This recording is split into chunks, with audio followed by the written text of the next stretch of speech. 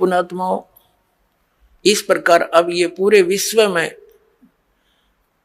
एक अच्छी लहर दौड़ेगी, विकार रहित होंगे, और जो माया जोड़न की दौड़ लाग रही पुण्यात्माओं या कति खत्म होएगी ज्ञान के आधार से। एक इंसान को जो भी मिलना है उसके प्रारब्ध में लिखा हुआ है, और वो तो उसको मिलेगा ही मिलेगा। और अब जो आप इस साधना को करोगे, जो दास आपको बताएगा, आपके भाग में ना होगा और आपको आवश्यकता होगी, वो फिर भगवान अवश्य अपने कोटि तो देगा आपको, ये सत्कर मानना। फिर आप किस लिए चोरी करोगे, मिलावट करोगे, और फिर पता चल जाएगा चोरी रिश्वत करने से तो विष खाना है। अपने घर पर रिश्वत लेकर मिलावट करके 2 नंबर का काम करके बच्चों को खिलाना, ये समझ लो उनको विष देने की जरूरत नहीं पड़ेगी आपने लास्ट में। ऐसी स्थिति हो जाएगी आपके परिवार की। हम क्यों फिर विष खाएं जब ज्ञान हो जाएगा ये विष है। तो अभी तक हमें कोई ये बाधा करने वाला था ही नहीं कि तुम जो कर रहे गलत कर रहे हो, और कोई स्वयं भी उस पर रुकने वाला नहीं था। कह देता था तो खुद करता था। जैसे हमारे दादे परदादे पिताजी स्वयं हुक्का पीते थे और बच्चे साथ खड़े हो जाते, हुक्का का मुंह लगा देते, कहते थे मारूंगा तेरे, हट जा, बहुत बुरी चीज है इसको ना पीना, और खुद पीने लग रहे। तो बच्चे कब तक मानेंगे इस बात को, युवा होते हुए शुरू कर देते हैं, फिर उनको धमका भी नहीं सकते। तो ऐसे ही अभी तक जितने भी ये पंथ संत थे, ये बुराइयां नहीं छुटवा सके, क्योंकि इनके पास वो वचन शक्ति नहीं थी, और ना उनके उनसे उपदेशी को कोई आध्यात्मिक या कोई भौतिक लाभ हुआ। तो अब आपको सारे काम होंगे जो भगवान किया करता है। आपको परमात्मा मिल गया, परमात्मा के गुणों में लिखे हैं, वो रोगी को सुखी करे, निसंतान को संतान दे। भाई और भी हमारे ऊपर आने वाले प्रारब्ध के दुखों को भगवान दूर करता है, इसलिए भक्ति करते थे, इसलिए परमात्मा की खोज करते थे। ये गुण है मालिक के। जैसे बिजली के गुण हैं, बिजली के गुणों में लिखा है कि बल्ब भी जलेगा, ट्यूब भी जलेगी, पंखा भी चलेगा, कूलर भी चलेंगे, और पशुओं का चारा काटने की मशीन भी चलेगी, आटा पीसने की चक्की भी घुमाती है वो। तो ये गुण है, लेकिन वो गुण कब होंगे, जब उसका कनेक्शन मिल जाएगा, तब वो फल देगी। तो पुण्यात्माओं, जैसे ये पहले जितने भी संत पंथ हैं, ये शास्त्र विदिता का मनमाना आचरण हमें दे रहे थे। ये हमें कनेक्ट नहीं कर सके उस पावर से जो लाभ दिया करती है। अब जैसे किसी ने 1 कीकर का लठ गाड़ के उसका तार बांध के पावर हाउस बना रखा हो, और आगे उसे सब कनेक्शन लिए बैठे हैं, तो उनके कनेक्शन भी लिए हुए हैं, लेकिन वो गुण नहीं हो रहे हैं जो इलेक्ट्रिसिटी करा करती है, क्योंकि इलेक्ट्रिसिटी का कनेक्शन है नहीं, वो तो कनेक्शन उसकी करके लटका बांध रखा है। तो इसी प्रकार ये शास्त्र विदिता का मनमाना आचरण करने वाले, जिनका आप कोई गुरु नहीं, जैसे श्री शिवजाल जी राधा स्वामी पंथ के प्रवर्तक, उनका कोई गुरु नहीं, यानी आगे कनेक्शन नहीं, जहां से पावर आनी थी वो तो कीकर का लठ था एक, समझ लो, और उससे फिर ये इतने तार जोड़ दिए सबने, और किसी को खक नहीं हो रहा, सारे लुट पिट कर बैठे हैं घर पे, क्योंकि इनको पता नहीं था कि ये कनेक्शन जोड़ कहाँ रखा है इन्होंने। अब दास ने बताया इनको कि वो खुद भूत बना बैठा है, शिवदयाल जी राधा स्वामी पंथ का प्रवर्तक, तुम्हारी क्या यही दशा आपकी होगी जो उससे संबंधित रहेंगे, तो आपने त्यागना पड़ेगा उसको। और दास बताता हमारा कनेक्शन कहाँ से है। परमेश्वर कबीर देव जी जो जुल्हा धाणक कहलाते थे, ये पावर हाउस है, ये अनंत कोट ब्रह्मांड के स्वामी हैं, और वहीं से हमारा पावर जुड़ा हुआ है। आदरणीय गरीबदास साहिब जी सीधे कबीर साहिब से जुड़े हुए थे, उनके शिष्य हुए सीधे, परमात्मा ने आकर उनको सतलोक दिखा और वापस छोड़ा। उसके बाद गरीबदास जी के पास शीतल दास जी, और उसके बाद हमारे गुरु जी। हमारा कनेक्शन जुड़ा हुआ उस पावर हाउस से, कनेक्टेड तार हैं सारे, और वो पावर आपके पास पहुंच रही है। आप सबको लाभ होगा ना, कैसे हो, पावर का तो गुण है, वो लाभ देगी ही देगी आपको। तो इस प्रकार पुण्यात्माओं, आप जी अब सुखी भी होगे, बुराइयों से भी बचोगे, क्योंकि आपको ज्ञान हो जाएगा। परमात्मा कहते हैं जब तक बच्चा अबोध रहता है, एक छोटे से बालक ने क्या देखा, पिताजी शराब पीता था, दादाजी भी घूंटी लगाता था, दादाजी वो एक पशुओं का भूस भर रखा था तूड़ा एक कोठे में, दादाजी दूसरे स्थान पर शराब की बोतल पी के बाकी बची उसमें छुपा देता था और पिताजी दूसरी साइड में छुपा देता था। बच्चे देखा करते थे। एक दिन उस बच्चे ने सोचा पिताजी पियो दादा पियो या तो बढ़िया चीज होगी, तू भी पी ले। उसमें कीड़े मारने की दवाई थी, कोई विष था। वो बोतल भी उस तूड़े में दाब रखी थी। उस बच्चे ने हाथ उठ मारा कि छी कोई पावे वो मैं भी पीऊं। वह कीड़े के जो तेल था मारने के जो विष था वो हाथ लग गया, गाल का कप में पी गया।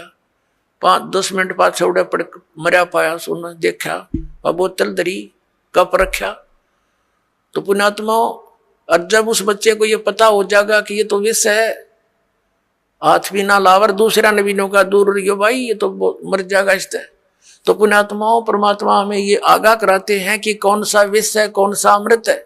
और जब आपको ये ज्ञान हो जाएगा फिर बताते हैं, जैसे किरका जहर का रंग होरी हो, कहो कौन तिस खाव राम रंग होरी हो। होरी माने खुशी।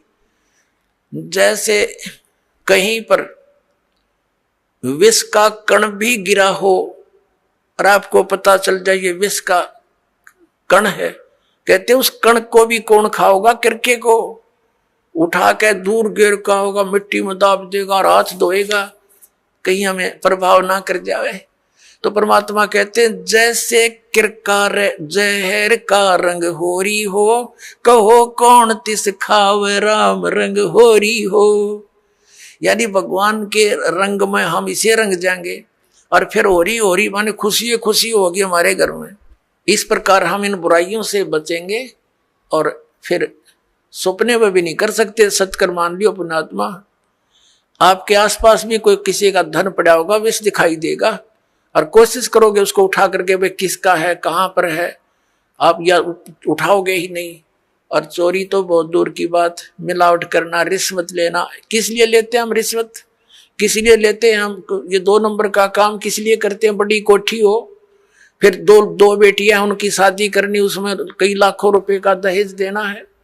यही 2 कारण है हमारी ये। और बड़ी कार हो, ये 3 कारण है जो हमें इस सब बुराइयों की तरफ खींच रहे हैं। तो हमने अपने बुद्धिमत्ता के साथ और तत्व ज्ञान के आधार से इनको बिल्कुल कम करना है। अब लड़कियों को कैर बना रखा हमने, 2 बेटी होगी सारा कुनबा रोने लग जाता है। क्या होगा? क्यों? क्योंकि उनके ब्याह में खर्चा गणा करने लगे हम। ये समाज में बकवाद भर दी इन पिक्चरों ने। तो अब हमने इसको खत्म कर देना है। बेटी का ब्याह करना है, सिंपल वे से करो। विवाह तो भगवान करके भेजा है, संयोग वही जोड़ता है। माँ बाप 2-2, 3-3 साल धक्के खाए जाते हैं, संस्कार नहीं होता, परमात्मा 1 मिनट में कर देता है। तो वो मालिक का किया हुआ होता, उसको हमने सिर्फ उनको मिलन करना बच्चों का, परमात्मा की वाणी बोल दे और सिंपल साधारण तरीके से उनका विवाह कर जाओ, कभी कुछ नहीं दे। और बच्चों को भी ये ज्ञान हो जाएगा कुछ दिनों में कि परमात्मा देगा, उससे पूरा, उससे हमारा सफलता होगी। माँ बाप के दिए हुए से कभी सफलता नहीं होगी। अब हम कितना दे सकते हैं अपने बच्चे को? ये क्या माँ बाप आजीवन उसको दे सकता है सारे इतना दहेज में? नहीं दे सकता। बच्चा अपना करे और खाओ, भगवान पर आश्रित रहे, फिर भगवान देगा तब सफलता होगी। तो ये बकवाद हमने घर करी देखम देखा, अब इसको त्यागेंगे कति? सिंपल मकान बनावांगे। आज कोठी गार्डन पे 5-10 लाख रुपये की इधर उधर से कर लिए, कोठी बना दी हैं, और फिर मृत्यु होगी, वह कोठी नौकी न रहेगी। आप कुत्ता बन के उसकी गली में बैठा छाया में, और वहां भी ना बैठने देखो, आते मारेगा लठ। तो हमने इतना ही काम करना है जो हमारा भक्ति में बाधक ना हो। हम सारा जीवन किले बनाने में, कोठी खरीदने के चक्कर में 100 पाप कर बैठते हैं। वो पाप हमारे साथ चले जाते हैं, वह कोठी और कार यही रह जाती है। तो इस ज्ञान के आधार से आप जी ने सबसे पहले तो हमने इस विवाह की क्रियाओं को बदलना पड़ेगा। उसके बाद फिर हमने इन कोठियों की जरूरत क्या है? एक सिंपल मकान बनाओ जो भगवान ने आपको दे रखा है, अवश्य बनाओ, ठीक, गर्मी सर्दी से बचने के लिए। और समय की, वर्तमान की जो आवश्यकताएं हैं, आपको कार भी चाहिए, मान ले स्पीड अच्छी होगी जमाने की, मोटरसाइकिल चाहिए।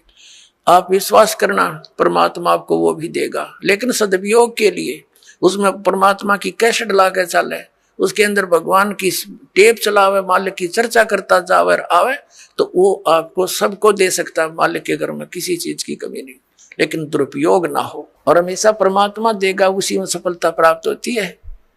और भगवान तो इस मिट्टी का सोना बना के दे दे आपको, पता नहीं कहां कहां से बरकत कर देगा। बीड़ी शराब मांस तम्बाकू छोड़ दिया, आप पर बरकत होगी। आपके रोग होना था वो लागत 10 लाख रुपये, 2 लाख रुपये, अरे 100 रुपया की दवाई से मालिक ठीक कर देगा, बहाना सा करके, तो होगी बचत सारे शुरू। और पाप से दूना दुख होता बढ़ता चला जाता है। एक पैर में थोड़ा सा दर्द होया था एक व्यक्ति के, टांग कट के पीछा छूटा, और अब नाम लेने के बाद डॉक्टर सलाह देते हैं कि टांग कटती अगर तो 2 दिन लेट हो जाता था। अब वो टांग बच गई 200 रुपये की दवाइयों से। तो पुण्यात्माओं, पुण्य और पाप के ऐसे फल अलग अलग बन जाते हैं। तो हम पुण्य करेंगे तो परमात्मा हमारे साथ होगा, विधान है उसका। तो जो हानि ज्यादा होनी है वह थोड़े में टल जाएगी। परमात्मा कहते हैं कि सतगुरु शरण में आने से आई टले बला, और जय मस्तिष्क में सूड़ी हो वह काटे में टल जा। यदि हमारे प्रारब्ध के अंदर मृत्यु होनी हो तो परमात्मा कहते हैं कांटा लग जाने से उसको इतने में ही आपके उस पाप को वो परमात्मा कैंसिल करवा देगा। तो इसलिए भगवान की खोज हम किया करते थे। तो पुण्यात्मा, हमारे जो अध्यात्म गुरु थे वो तत्व ज्ञानहीन और हमारे सदग्रंथों से अपरिचित थे। पहले पवित्र हिंदू धर्म से पहले कोई मजहब नहीं था। जो कोई भक्ति या तो करता नहीं था, करता था तो वेदों अनुसार ही करता था। पवित्र हिंदू धर्म का उत्थान आदि शंकराचार्य जी से माना जाता है। आज से 2520 वर्ष पूर्व उनका जन्म हुआ, यानी ईसा जी से 508 वर्ष पूर्व। उसके बाद ही ईसाई धर्म का उत्थान हुआ। ईसा जी का जन्म आज से 2012 वर्ष पहले हुआ, और उस ईसाई धर्म के बाद ही मुसलमान धर्म का उत्थान हुआ। लगभग 1400 वर्ष उसको हुए हैं। हमारा जन्म पवित्र हिंदू धर्म में हुआ। हिंदू धर्म के जो सदग्रंथ माने जाते हैं, पवित्र चारों वेद, पवित्र श्रीमद् भगवत गीता, पवित्र पुराण, और हमारे जो आचार्य शंकराचार्य और ये मंडलेश्वर जो हिंदू धर्म के गुरुजन ये कहते थे कि हम पुराणों वेदों और गीता अनुसार तुम्हें ज्ञान दे रहे हैं, और इनको कख भी पता नहीं था पुराणों वेदों और गीता जी का। अब आपको थोड़ा सा ज्ञान देते हैं कि श्रीमद् भगवत गीता जी का ज्ञान किसने बोला। पुण्यात्माओं, इसको तत्व ज्ञान कहते हैं। अब ये ज्ञान तो सबने पता है, किसी से पूछ लो तुरंत उत्तर दे देता है कि श्रीमद् भगवत गीता का ज्ञान किसने बोला? श्री कृष्ण जी ने बोला। पुण्यात्माओं, यदि इतना ही कहने से बात बन जाती तो फिर गुरुओं की आवश्यकता क्या थी इन सदग्रंथों को समझने की। श्रीमद् भगवत गीता के अंदर श्री कृष्ण जी का तो रोल ही नहीं कहीं पर भी। हाँ पुण्यात्माओं, ये वचन सुनोगे तो उठ पटांग लगेगी आपने, क्योंकि आप जी ने ऐसे गुरु मिले जिन्हें आज तक यो ज्ञान निर्णय करके बताया ही नहीं। जब तक हम सृष्टि रचना से परिचित नहीं होते तब तक हम इस पॉइंट को नहीं समझ सकते जो दास अब क्लियर करने जा रहा है। सृष्टि रचना के विषय में स्वयं परमेश्वर ने आके बताया है, कबीर साहब ने। यहां सृष्टि रचना तो नहीं सुनाऊंगा, लेकिन थोड़ा सा हिंट सदग्रंथों का दे करके और श्रीमद् भगवत गीता का ज्ञान किसने दिया वो बताएंगे। श्रीमद् भगवत गीता अध्याय नंबर 15 के श्लोक नंबर 16 और 17 में 3 पुरुष हैं, एक सर पुरुष, एक अक्षर पुरुष, एक परम अक्षर पुरुष है। 17वें श्लोक में जो कहा है कि उत्तम पुरुष है तू, वो परम अक्षर पुरुष है। उसके विषय में गीता जी अध्याय नंबर 8 के श्लोक नंबर 1 में अर्जुन ने पूछा कि आपने जो 7वें अध्याय के 29वें श्लोक में जिस तत्व ब्रह्म के विषय में जानकारी दी है कि उसको जानकर फिर प्राणी केवल जरा और मरण से ही छूटने का प्रयत्न करता है। तो किम तत् ब्रह्म 8वें अध्याय के गीता जी के प्रथम श्लोक में प्रश्न किया अर्जुन ने।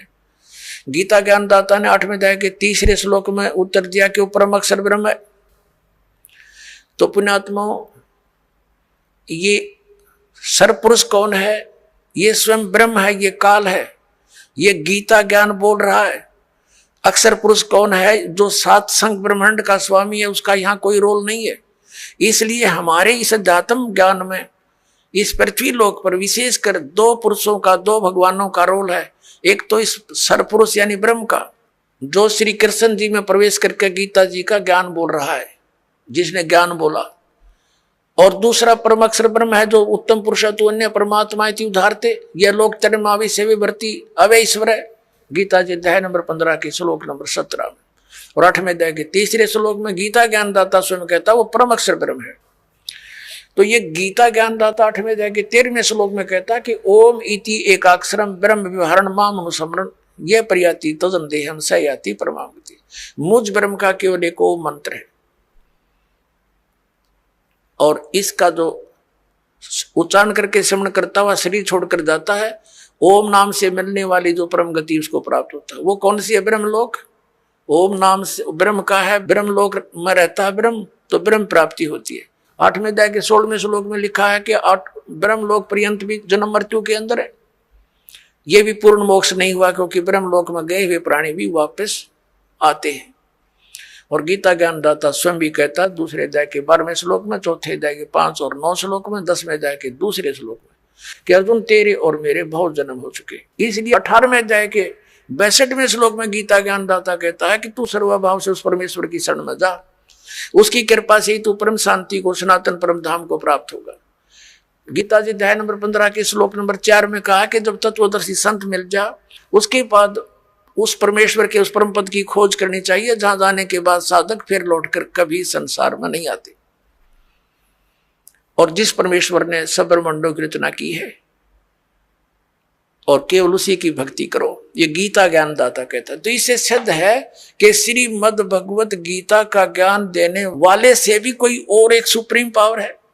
अब श्रीमद् भगवत गीता का ज्ञान कौन दे रहा? जो ये कह रहा कि मेरा एक ओम नाम है, ओम नाम ब्रह्म का है, और ये ब्रह्म कौन है? ये काल है।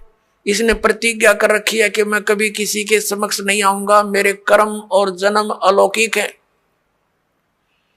गीता जी अध्याय नंबर 4 के श्लोक नंबर 9 में यह कहता कि अर्जुन मेरे जन्म और कर्म दिव्य है, अलौकिक है। अब पुण्यात्माओं, अब हम आपको श्रीमद् भगवत गीता जी का ज्ञान किसने बोला, ये थोड़े से संक्षिप्त में सुनाएंगे।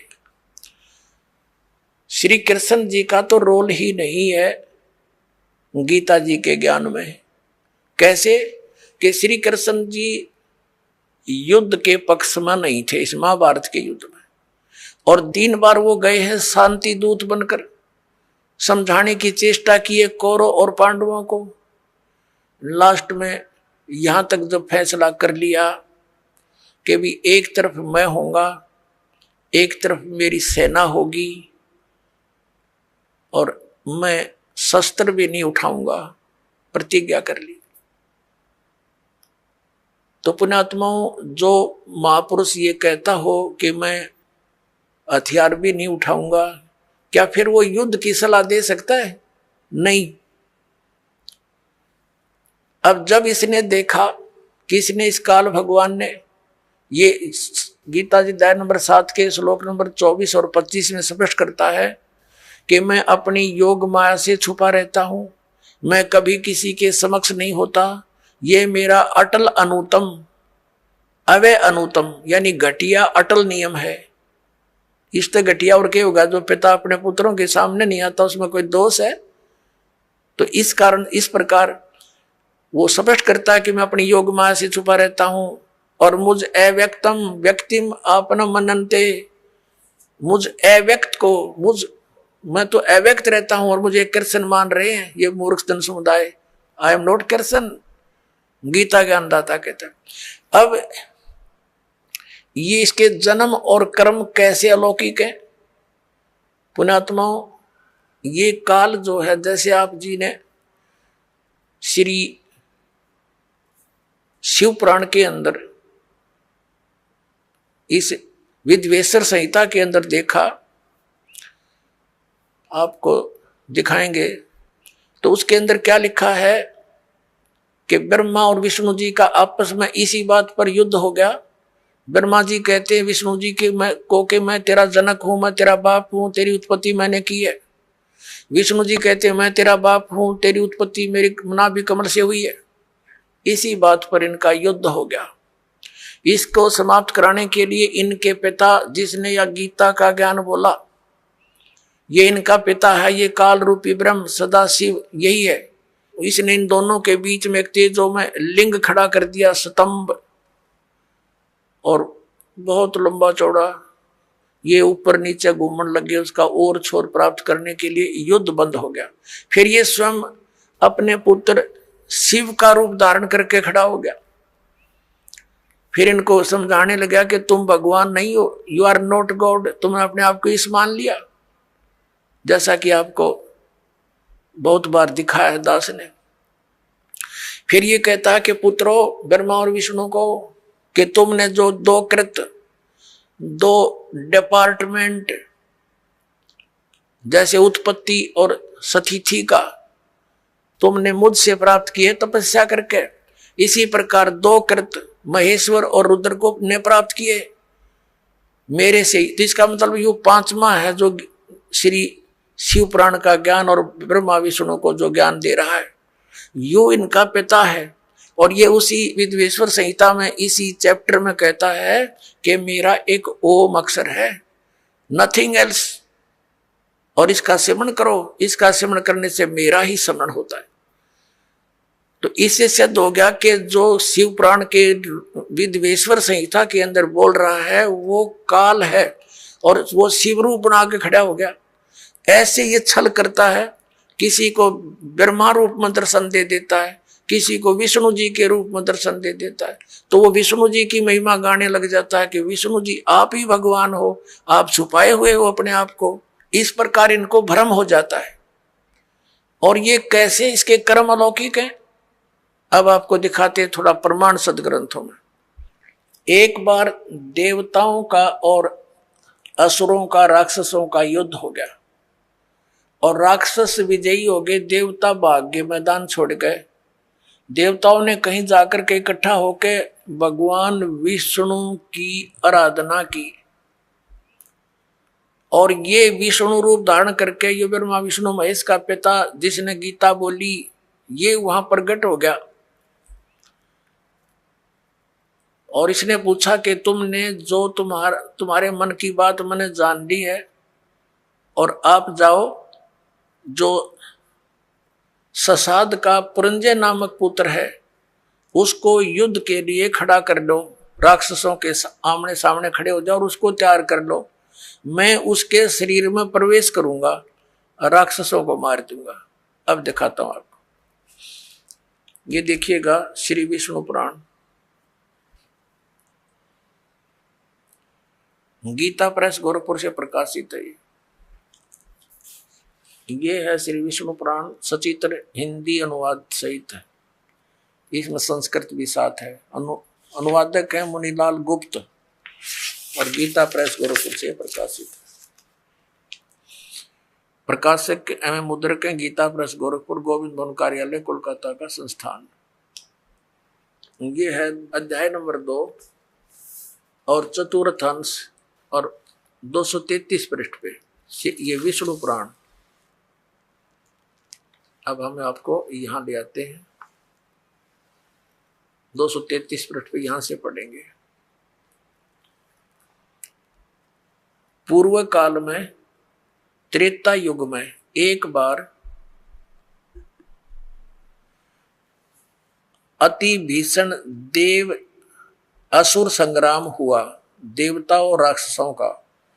उसमें महाबलवान दैत्यगण से पराजित हुए देवताओं ने भगवान विष्णु की आराधना की। तब आदि अनंत शून्य अशेष जगत प्रतिपालक श्री नारायण ने देवताओं से प्रसन्न होकर कहा, आप लोगों का जो कुछ अभिष्ट है वह मैंने जान लिया है। तुम जो चाहते हो मैं समझ गया।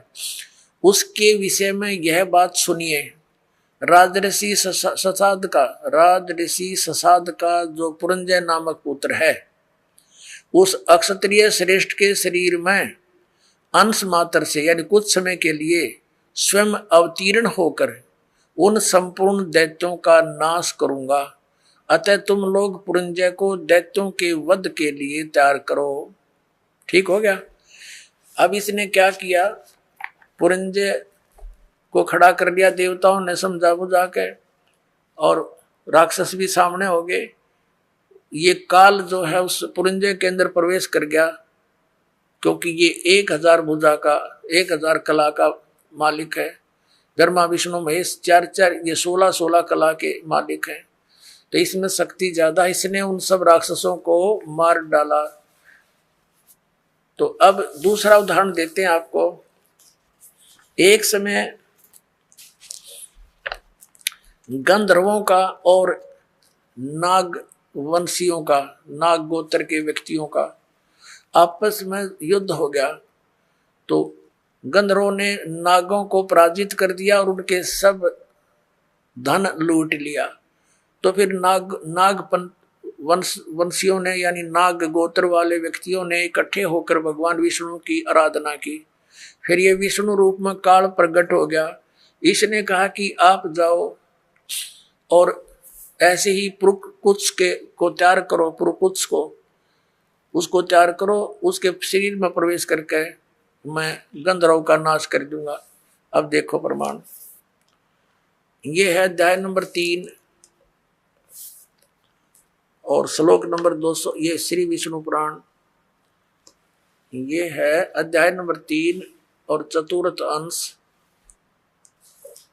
श्री विष्णु पुराण, पृष्ठ 242 पे, यहाँ नीचे आइएगा। तीसरा अध्याय। पूर्व काल में रसातल में मोने नामक 6 करोड़ गंधर्व रहते थे। उन्होंने समस्त नाग कुल के प्रधान रतन और अधिकार छीन लिए थे।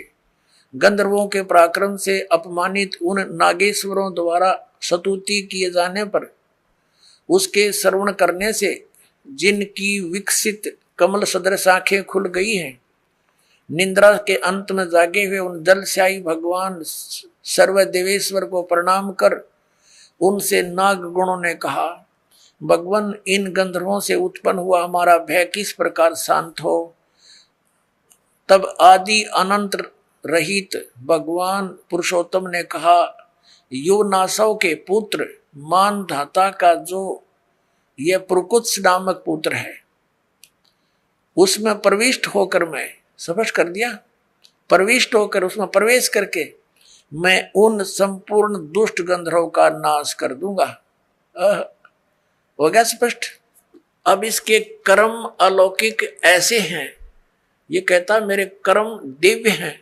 इसी प्रकार इसने श्री कृष्ण जी में प्रवेश करके गीता का ज्ञान वेदों वाला प्लस में अपने युद्ध कराने की जो अटकलबाजी, ये श्रीमद् भगवत गीता नाम से 18 अध्याय इसने बोले, और आखिर में डरा धमका के विराट रूप दिखा के भयंकर रूप जिसको देख करके अर्जुन कांपन लग गया, अर्जुन जैसा योद्धा, और लास्ट में डरते ने हाँ भर ली अर्जुन ने, कि उसने सोच लिया कि इसका उद्देश्य युद्ध करवाना है, और यदि मैं ना कर दूंगा और इसने फिर एक बार वो विराट रूप दिखा दिया, मेरा हार्ट अटैक हो जाएगा। इसलिए इसने अपनी भलाई समझी कि मरना तो मैंने है ही, युद्ध करूंगा वहां भी मारा जा सकता हूं, और जब इसने फिर विराट रूप दिखा दिया फिर भी मारा जा सकता हूं, और भगवान के इरादे से वो परिचित हो गया था कि ये युद्ध चाहता है। तो इसने कह दिया कि हाँ जी मैं आप सब समझ गया हूं, आप जो कहना चाहते हो मैं युद्ध कर लूंगा। नहीं, श्री कृष्ण युद्ध करवावे, जब पहले वो मना कर रहा था कि नहीं आप युद्ध मत करो, नाश हो जाएगा। और फिर ये क्या कहते हैं हमारे धर्मगुरु कि अर्जुन अक्षत्रिय धर्म का पालन नहीं कर रहा था, इसलिए भगवान ने उसको प्रेरित किया। अरे श्री कृष्ण स्वयं अक्षत्रिय था, और जब काल्यावन ने चढ़ाई करी मथुरा के ऊपर, स्वयं भगवान युद्ध मैदान छोड़कर भाग गए थे, जिस कारण से उनको रण छोड़ भगवान कहा जाता है। तो उन्होंने उस समय भी अपना क्षत्रिय धर्म का पालन त्याग दिया, इसलिए कि जिस कारण से अनर्थ टल जावे, नाश ना होए।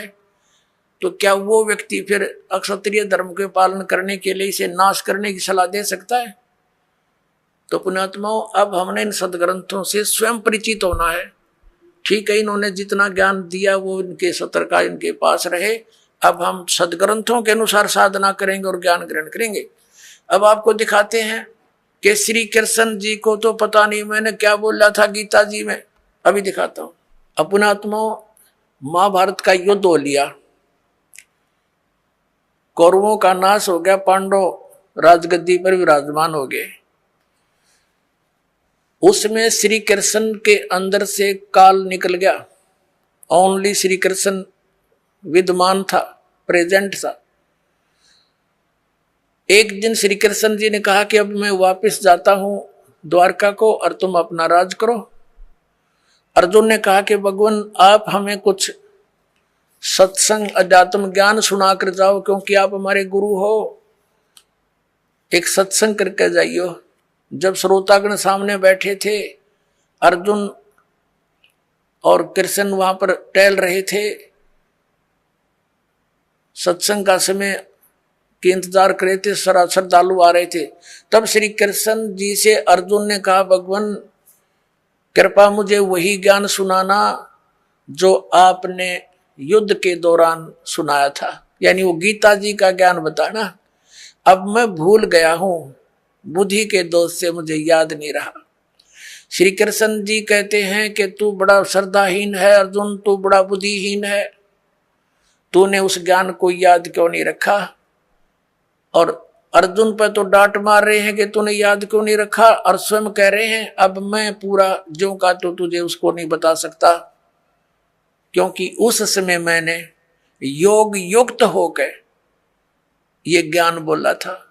भले आदमियों, जब युद्ध के इसे खतरनाक भयंकर समय में योग युक्त हुआ जा सकता है, तो इस पीस में क्या दिक्कत आ गई योग युक्त होने में। अब हो जा 2 मिनट लागे जो ज्ञान होता उसने बोला हो, तो उसने बोला ही नहीं था।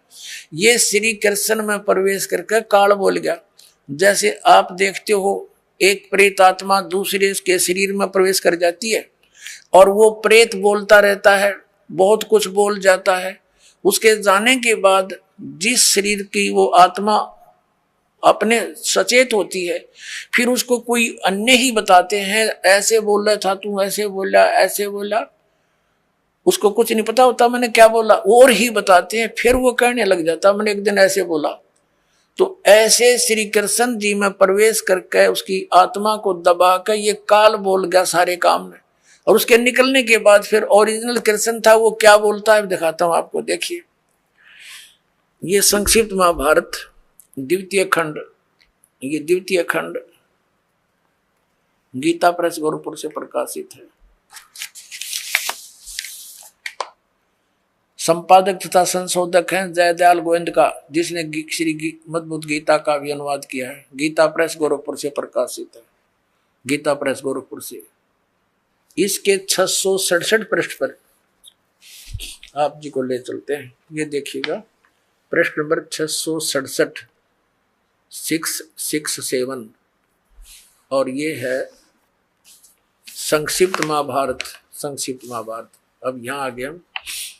जन्मेजय ने पूछा, ब्रह्मन, शत्रुओं का नाश हो जाने के बाद जब महात्मा श्री कृष्ण और अर्जुन सभा में बैठकर वार्तालाप कर रहे थे, उस समय उनमें क्या बातचीत हुई? तो वैशंपायन जी कहते हैं, कहा राजन, श्री कृष्ण के सहित अर्जुन ने जब अपने राज्य पर पूरा अधिकार प्राप्त कर लिया तो वे दिव्य सभा भवन में आनंद से रहने लगे। एक दिन सज्जनों से घिरे हुए वे दोनों मित्र स्वेच्छा से घूमते घूमते सभा मंडप के ऐसे भाग में पहुंचे जो स्वर्ग के समान सुंदर था।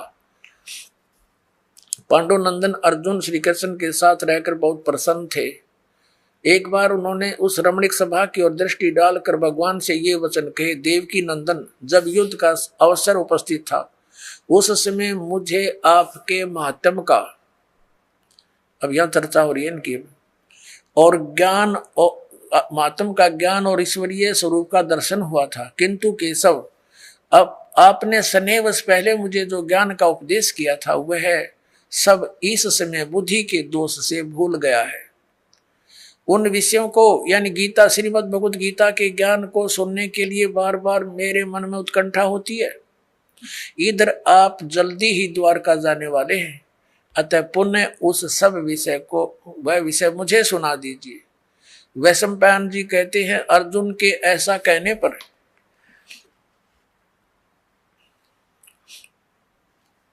वक्ताओं में श्रेष्ठ महातेजस्वी भगवान श्री कृष्ण ने उन्हें गले से लगाकर इस प्रकार उत्तर दिया।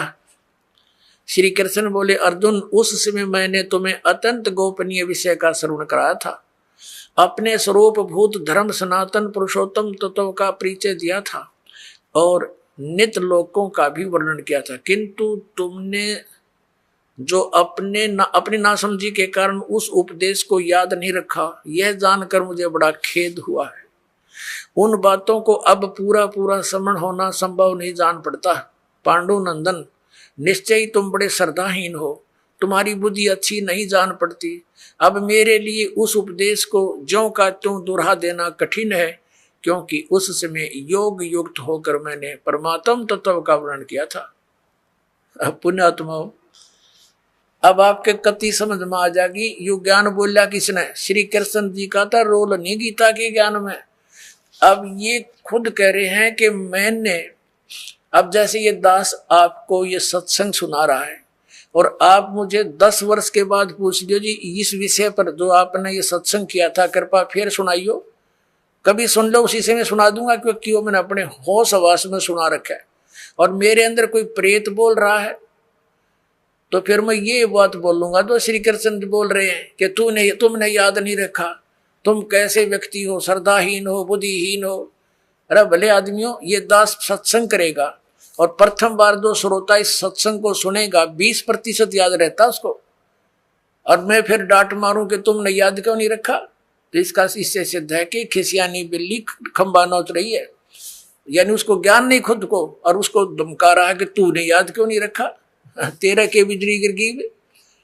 अब तो आपको क्या हो गया, जब ऐसे भयंकर युद्ध के समय में आदमी योग युक्त हो सकता है, तो शांत है, सब तरह से बिल्कुल पीस ऑफ माइंड है, आराम से योग युक्त हो सकते हैं। भाव कहने का ये पुणात्माओं, श्री कृष्ण जी का तो रोल ही नहीं था गीता के ज्ञान देने में। अब श्रीमद् भगवत गीता का ज्ञान दिया किसने है? ये काल ने दिया। गीता जी अध्याय नंबर 11 के श्लोक नंबर 32 में स्वयं कहता है कि अर्जुन, मैं काल हूं और देख तेरे सामने ये मेरा वास्तविक रूप है, और इस रूप का यानी जो मैंने अब तुझे ये रूप दिखा है, इस रूप का पहले ना तो किसी ने पहले दर्शन हुआ, ना आगे कोई कर सकता। ये तेरे ऊपर रहम करके मैंने ये अपना विराट रूप दिखा है। पुणात्माओं, यदि श्री कृष्ण जी बोल रहे होते गीता, तो ये शब्द नहीं कहते कि ये मेरा विराट रूप पहले किसी ने नहीं देखा, क्योंकि श्री कृष्ण जी तो अपना विराट रूप कौरवों की सभा में दिखा चुके थे। उस विराट में दिन रात का अंतर है। अपनात्माओं, एक तो 60 वाट का बल्ब हो, ट्यूब हो, और एक हो 1000 वाट की, तो कितना अंतर है? ट्यूब दोनों है, लेकिन वो 1000 वाट वाली 60 वाट वाली से भिन्न होती है। तो इसी प्रकार इन दोनों ने ही विराट रूप दिखाया था, उसमें और उसमें भिन्नता थी। और ये शब्द श्री कृष्ण जी नहीं कह सकते कि पहले किसी ने नहीं देखा और आगे कोई नहीं देख सकता। तो इससे सिद्ध है गीता ज्ञानदाता श्री कृष्ण नहीं, उसके अंदर प्रवेश करके काल बोल रहा। वो 1000 भुजा का भगवान है, 1000 कला का है, सहस्रा बाहु। अब 11वें अध्याय के 21वें श्लोक में अर्जुन कहता है कि हे सहस्रा बाहु, हे 1000 भुजा वाले भगवान, अपने उसी चतुर्भुज रूप में आ जाओ। क्योंकि वो श्री कृष्ण मान रहा था उसको, और श्री कृष्ण इज विष्णु, विष्णु जी जो है ये 4 भुजा के भगवान है। अब इस दास की नजरों से आपको पता चलेगा कि श्रीमद् भगवत गीता का ज्ञान किसने बोला। और दूसरा और अन्य प्रमाण एक ये है कि श्री कृष्ण तो अर्जुन के साले थे। श्री कृष्ण की बहन अर्जुन को ब्याही थी सुभद्रा जी, अपने साले को पहचानने से भूल गया वो।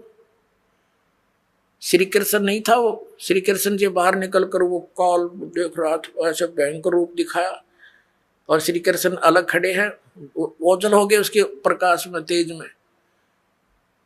तब अर्जुन पूछता है, हे महानुभाव आप कौन हो, मैं आपको नहीं पहचानता। तो क्या श्री कृष्ण थे वह? और भी ढेर सारे प्रमाण हैं कि श्री कृष्ण जी ने गीता का ज्ञान नहीं कहा। श्री कृष्ण जी ने पहले कभी काल नहीं कहा अपने आप को, बाद में कभी काल नहीं कहा। श्री कृष्ण जी के पास तो ये जितनी गौवें थी, ग्वाल बाल थे, गोपियां थी, सब आकर के प्यार पाते थे, उसकी तरफ देखते रहते थे, निहारते रहते थे। क्या वो काल हो सकते हैं? तो पुण्यात्मा, श्रीमद् भगवत गीता का ज्ञान इस सर्वपुरुष ब्रह्म ने दिया, जो ब्रह्मा विष्णु महेश का पिता है, और इसी को हमारे धर्म गुरु, इसी को परम ब्रह्म बोलते हैं। इस काल को कि ये मूर्ति रहित है, ये आकार में आया तो सदाशिव बन गया, ब्रह्मा जी बताते हैं। और फिर इसने अपने शरीर से एक स्त्री की निकाली अपने शरीर से, जो इसके श्रीअंग से अलग होने वाली नहीं थी। वो कौन थी? वो दुर्गा थी। वो परमेश्वर ने निकाली थी इस काल के पेट से, जो आपको सृष्टि रचना में बहुत बार बताया और सुनाया गया है। तो ये श्री शिव पुराण के अंदर आप देखते हो, रुद्र संहिता के अंदर आपको कल भी दिखाया था और भी दिखाएंगे समय आने पर। तो उसके अंदर स्पष्ट है कि श्री दुर्गा जी से और श्री शिव यानी इस कसत काल रूपी भगवान से विष्णु जी की उत्पत्ति हुई, इन दोनों के सृष्टि क्रम से, और ऐसे ही ब्रह्मा जी की उत्पत्ति की। और फिर विद्वेश्वर संहिता में ये आपने देख लिया, 5 बोलने वाला ये अलग है, और शिव, विष्णु, ब्रह्मा और रुद्र, ये चारों को ये उपदेश दे रहा है। तो ये काल रूपी ब्रह्म जो है, इसने गीता जी का ज्ञान बोला, और इसने अपनी सतिथि बताई कि तेरे और मेरे बहुत जन्म हो चुके अर्जुन, तो नहीं जानता मैं जानता हूं। और इसलिए परम अक्षर ब्रह्म की तरफ 18वें अध्याय के 62वें श्लोक में इसने कहा है, यदि तूने पूर्ण मोक्ष चाहिए, परम शांति की अवस्था चाहिए, तो उस परम अक्षर ब्रह्म की शरण में जा, उसकी कृपा से ही तू परम शांति को और सनातन परम धाम को प्राप्त होगा। फिर उसके लिए ऑप्शन छोड़ दिया कि उसके लिए तत्वदर्शी संतों की खोज कर, वो संत जैसे बताएं तू वैसे भक्ति कर, तब तेरा पूर्ण कल्याण होगा। बोलो सतगुरुदेव।